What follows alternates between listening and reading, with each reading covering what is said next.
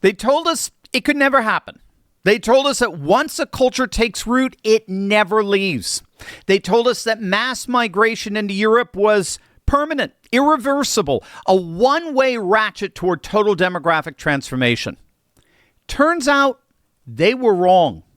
Something extraordinary is happening all across the nation of France, and almost nobody in the legacy media wants to talk about it. A mass demigration, the likes of which we've simply never seen, and the numbers are astonishing. Stick with me to the very end of this video because we're about to find out why those numbers are just the beginning. Hey gang, it's me, Dr. Steve, your Patriot Professor, here to help you make sense of the madness with breaking news and analysis. You're not going to get anywhere else, so make sure to smack that bell and subscribe button. The presence of Islam in the nation of France has been growing for decades. Estimates place France's Muslim population at roughly 6 to 7 million people, or about 9 to 10% of the country's total population of roughly 68 million, making it the largest Muslim population in Western Europe. But according to a recently published study, that population growth isn't just coming to an end.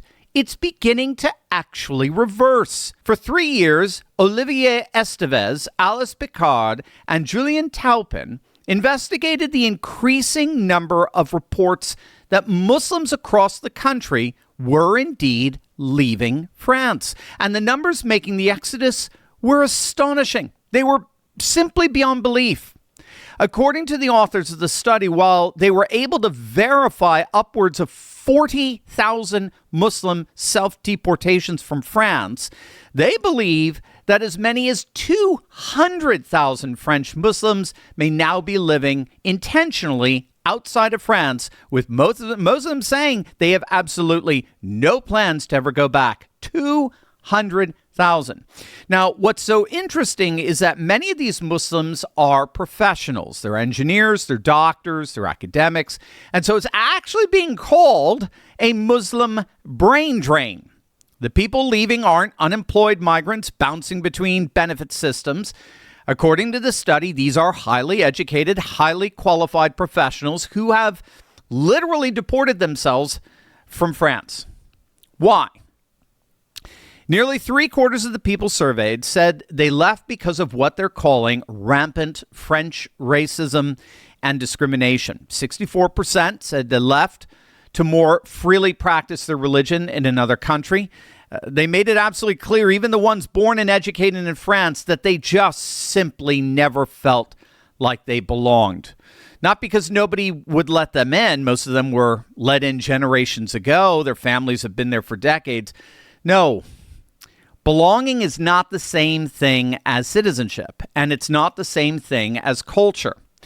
In many ways, this is the story multiculturalism never wants to tell you, and multiculturalists never want you to know. You can hand somebody a passport, but you can't hand them a shared civilization. A paperwork citizen isn't the same as a cultural inheritor. One's a legal status, the other is a birthright of memory, faith, and belonging that no government form can manufacture.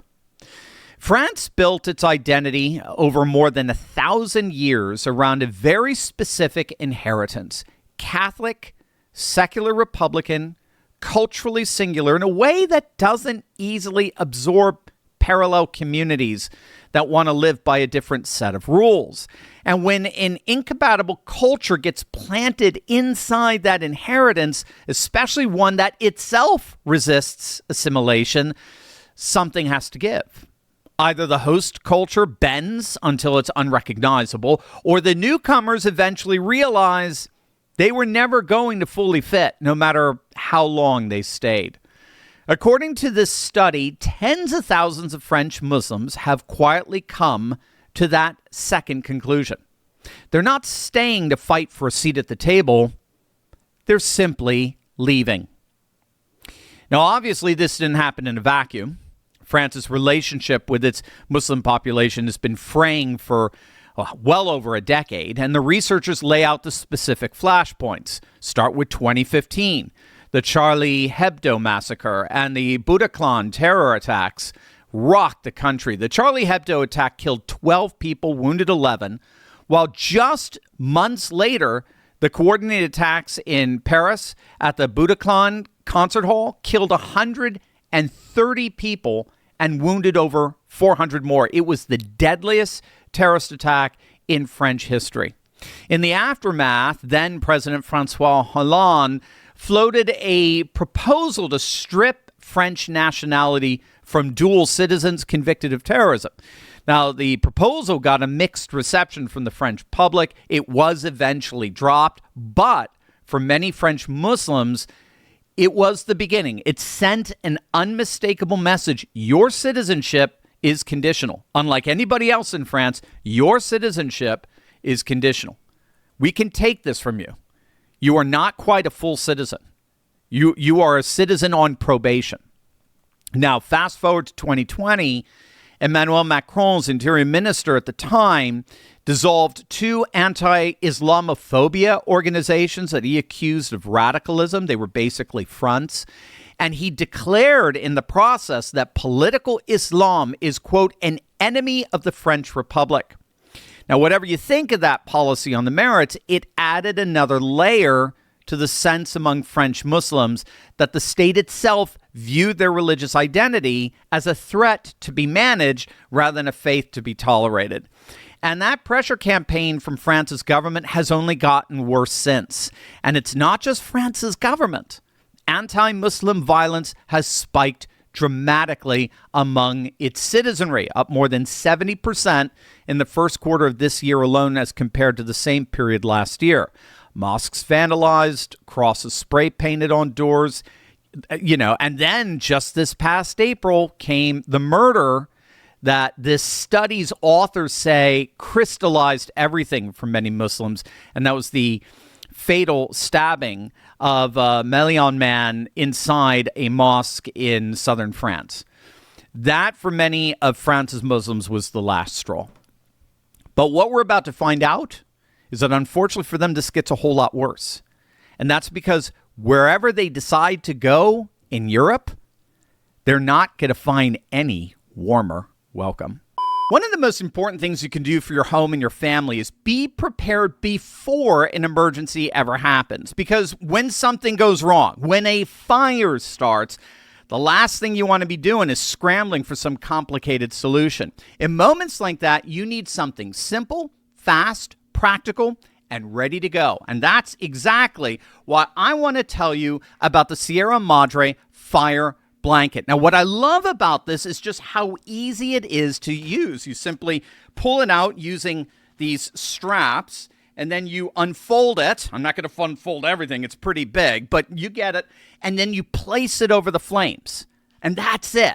No complicated instructions, no special training, right? No pressure gauges to check, no chemicals, no maintenance, and no complicated operation. It's lightweight, it's easy to carry, and it's compact enough to keep close by without taking up a bunch of space. And that makes it especially valuable in the kitchen, where so many household fires start. But it's not just for your kitchen. You can keep one in your car, your RV, your camper, your boat, in your emergency kit next to the barbecue. In other words, it's one of those simple tools that gives you real peace of mind wherever life takes you. The Sierra Madre Fire Blanket is made from 100% fiberglass fabric, and it works by cutting off oxygen to the flames. No charging, no batteries, no waiting. It's always ready whenever you need it. So if you're looking for a simple, practical way to add another layer of protection for your home, your vehicle, and the people you love most, check out the Sierra Madre Fire Blanket today. It's a small thing to keep on hand, but in the moment you need it, it can make all the difference. Click the link below to get yours today.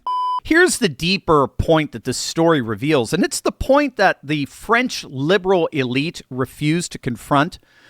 Decades of mass immigration without a serious plan for cultural assimilation simply did not produce the harmonious multicultural utopia that these liberal globalist architects promised. Instead, it produced two populations, incompatible populations, living side by side, increasingly hostile to one another, with a growing appetite on both sides to just simply separate.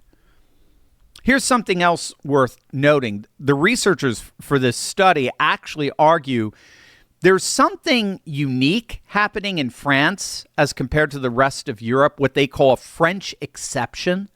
So even as anti-Muslim sentiment has been rising all across the European continent, right? You saw the anti-migrant riots that broke out in Britain of late, or the rise of nationalist governments across the Netherlands, the rise of the AfD in Germany, and the like. French researchers argue that the level of official denial in France is uniquely severe. Now, keep in mind, these researchers are themselves liberals here. But what they're arguing is this is not, in France, it's not just the so-called far right that's causing so much trouble for their Muslim population. Mainstream French politicians, both on the left and the right, are themselves part of the problem. The problem, again, as these authors of this study see it, they're simply unwilling to admit that there is a concerted effort by both state and citizen to make life incredibly difficult for Islamists across the country. And of course, for right or for wrong, that's precisely the point. What France is demonstrating for all the world to see is how much what's called the Overton window, that's what's considered mainstream politics, how much the Overton window has shifted in recent years. We've seen a similar shift in Germany, in Denmark, in Sweden, in the Netherlands, in Italy. We're seeing it as we speak in Spain in response to those horrific scenes coming out of Ceuta. Europeans are rising up and saying enough to a multicultural elite that refuse to defend their unique cultures, customs, and traditions in the midst of this massive, unprecedented surge in continental immigration. For years, France's elite lectured the rest of the West about tolerance, about diversity, about the moral superiority of laïcité and integration. And now, even their own academic researchers are telling them simply and plainly, it didn't work. It didn't work. You don't have to go to the far right. Just look at the people you promised a home to. They don't feel at home, and they're leaving. They're leaving in absolutely unprecedented numbers. As it turns out, culture matters for both sides, by the way. You can't simply import millions of people from a radically different civilizational background, hand them a passport, and then expect centuries of distinct identity to dissolve overnight into some borderless, values-free, multicultural blob. France tried, and it failed miserably. And now the very people the French state invited in are voting with their feet, leaving for places like, well, if not in Europe, they're going to Canada, for anywhere they think they might be able to find a better fit. For decades, we were told that questioning mass migration made you a bigot, that raising concerns about cultural assimilation was somehow hateful. Well, here's a book written by 3 French liberal academics that quietly confirms everything the normal people, the common sense wing of this debate, have been saying all along. When you import a civilization without a plan to integrate it, you don't get harmony. You eventually and inevitably get an exodus. The only question left is how many more leave next? And where do they go? What you're seeing in the news is just a tiny slice of a much bigger story. In my free mini ebook, I show you how this civilizational crisis is actually a turning point and what it means for your family's future. It's short, it's free, and it will change the way you see what's happening around you. Click the link below, grab the ebook, and start seeing this moment through the eyes of faith, not fear.